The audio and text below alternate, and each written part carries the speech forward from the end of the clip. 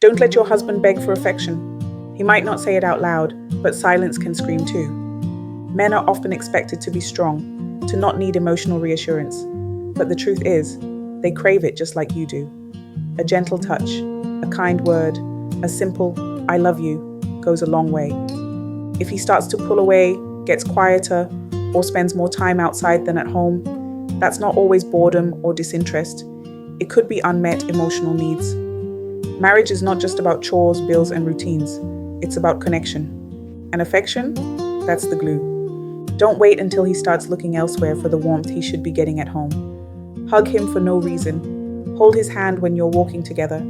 Tell him he's appreciated, not just for what he does, but for who he is.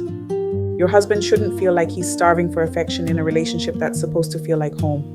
Love loudly, love daily, love intentionally, because no one should have to beg for what should come naturally in love.